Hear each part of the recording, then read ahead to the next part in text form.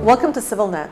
My guest today is Nareg Seferian, who's the researcher and the writer on the 100 Years, 100 Facts project. Nareg, welcome. Thank you for the invitation, Salpi. 100 Years, 100 Facts is also a website, .com, and it's an interesting way of dealing with what we're all dealing with 100 years later, huh? What we lost, who we are, what we want the world to know about us. Is that fair? That's absolutely right. It's an educational initiative, really, and it's meant to showcase to, honestly, first of all, for Armenians themselves, but also to maybe the people of Turkey and anyone who's interested, the Armenian experience. And what better time to do that than now on the threshold of the Armenian Genocide Centennial. It's the year 2014. So that means 99 years on, but it also means that we have the internet now. We can leverage the power of social media, and so that's been the driving force behind this project. To spread awareness and to celebrate our history, our culture.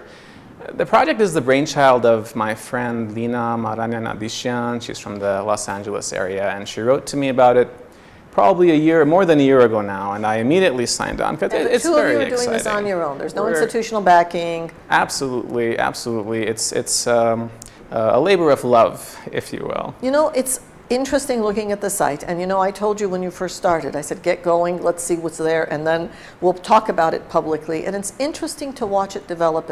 Your selection of facts is interesting. It's not about genocide per se. It's not about those 3 years. It's not even just about loss, is it? No. Certainly a part of our facts are related directly or indirectly to the Armenian genocide, but in truth, it's the minority of the facts.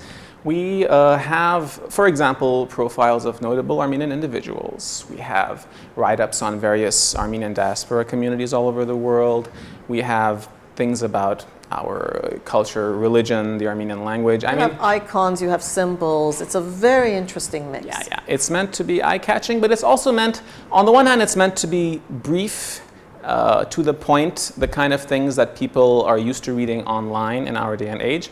On the other hand, each fact also has the sources and resources available for the readers to delve deeper into a subject. Yeah, your academic background is showing. You know, there is some scholarly, we also link to Wikipedia on there, let me confess, but there is some scholarly care that's been taken into making our entries, and it is really a useful tool for educators as well. Absolutely is. 100 years, 100 facts, which means by April 2015 you expect to be up to 100.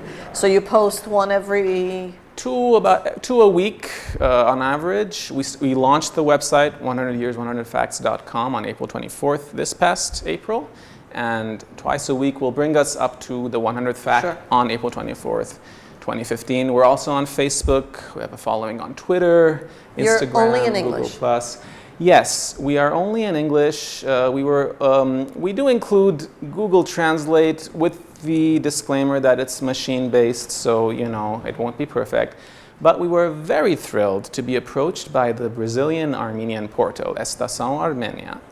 And they, on their own initiative, they're translating, there's a sentianuscentifatus.com.br, taking our material into Portuguese for the Portuguese-speaking world. It's fantastic. So this is a note out there to anybody who wants to try Spanish, French, Italian, Russian, any number of languages. Turkish, maybe even Turkish.